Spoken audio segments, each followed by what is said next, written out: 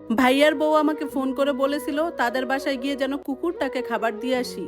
তারা নাকি রিসোর্টে ঘুরতে গেছে, কিন্তু বাসার দরজা খুলে আমি কোনো কুকুর পাইনি।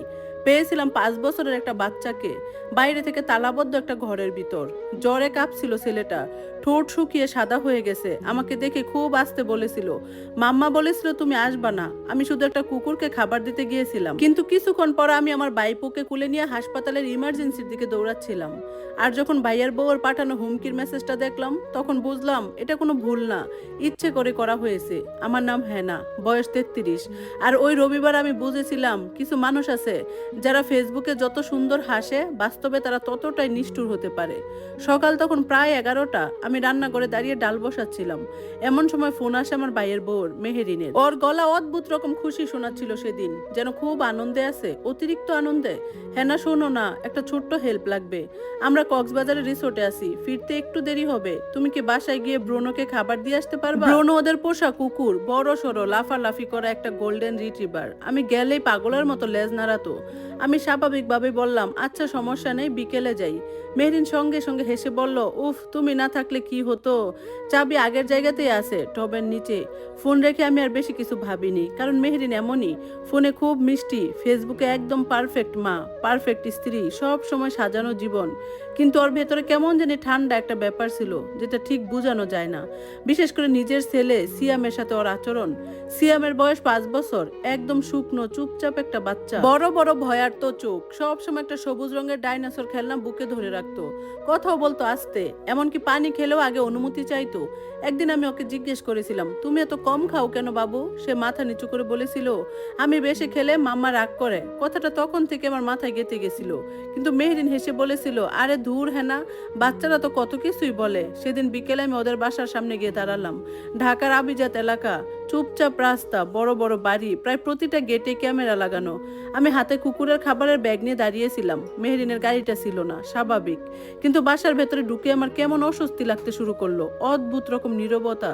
কুকুর থাকলে যেমন শব্দ হয়, কিছুই নেই, না ঘেউ ঘেউ, না দৌড়ে আসার শব্দ, না লেজের ধাক্কা। আমি দরজা বন্ধ করে ডাকলাম ব্রুনো, কোনো সাড়া নেই। ড্রয়িং রুমে ঢুকলাম, সবকিছু এত বেশি গুছানো ছিল যে একদম স্বাভাবিক লাগছিল। সোফার কুশন পর্যন্ত এক লাইনে সাজানো, টেবিল চকচক করছে, টেবিলের উপর একটা ট্যাপ চার্জে লাগানো, আধ খাওয়া কফি মগ, আর একটা পারিবারিক ছবি।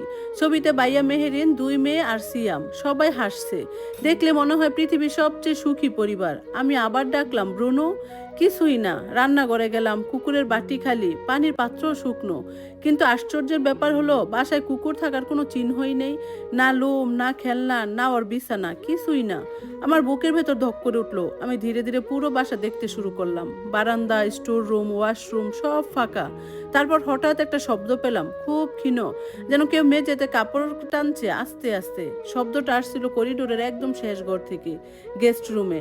দরজাটা বাইরে থেকে বন্ধ। আমি কাছে গিয়ে দাঁড়ালাম, কেউ আসো? কয়েক সেকেন্ড চুপচাপ, তারপর খুব দুর্বল একটা গলা, এত আস্তে প্রথমে মনে হয়েছিল ভুল শুনছি। মাম্মা বলেছিল তুমি আসবা না। আমার পুরো শরীর ঠান্ডা হয়ে গেল। সিয়াম, ভেতর থেকে কান্নার শব্দ এলো। ফুপু। আমি দরজার হাতল ধরলাম, বন্ধ। বাইরে থেকে তালা দেওয়া। আমার হাত কাঁপতে শুরু করলো। কিভাবে যে চাবি খুলেছি আজও জানি না। দরজা খোলার সঙ্গে সঙ্গে একটা গন্ধ এসে ধাক্কা মারলো। বন্ধ করে গুমট গন্ধ, ঘাম, পেশাব, অসুস্থ শরীরের গন্ধ। সিয়াম মেঝেতে বসেছিল, হাঁটু জড়িয়ে, সবুজ ডাইনোসরটা শক্ত করে বুকের সাথে চেপে ধরে। ছেলেটার মুখ সাদা হয়ে গেছে, ঠোঁট ফেটে শুকিয়ে আছে, চুল ঘামে ভিজে কপালে লেগে আছে। পাশে একটা খালি পানির বোতল আর শুকনো পাউরুটির টুকরা, এইটুকুই। আমার গলা শুকিয়ে গেল। আমি ওর সামনে হাঁটু গেড়ে বসে বললাম, বাবু কতক্ষণ ধরে তুমি এখানে? সে ধীরে ধীরে চোখ তুললো। শুক্রবার থেকে। সেদিন ছিল রবিবার। আমার মনে হলো বুকের ভেতরে কেউ হাত ঢুকিয়ে কিছু ছিঁড়ে ফেললো। ব্রুনো কোথায়? সে নিচের দিকে তাকালো। মাম্মা ওকে সাথে নিয়ে গেছে। আমি কিছুক্ষণ কথা বলতে পারিনি। মেহরিন আমাকে কুকুরকে খাবার দিতে পাঠায়নি। ও জানতে চেয়েছিল আমি সিয়ামকে খুঁজে পাই কিনা, অথবা হয়তো নিশ্চিত হতে চেয়েছিল কেউ খুঁজে পাবে না। আমি কাপা গলায় জিজ্ঞেস করলাম, তোমাকে এখানে আটকে রাখছে কেন? সিয়ামের ছোট্ট ঠোঁট কেঁপে উঠলো। আমি অসুস্থ হয়েছিলাম, তাই মাম্মার ট্রিপ নষ্ট হয়েছে। আমার চোখ ঝাপসা হয়ে গেল। ছেলেটা দাঁড়াতে গিয়েও পারলো না, ও কাঁপছিল। আমি আর এক সেকেন্ডও দেরি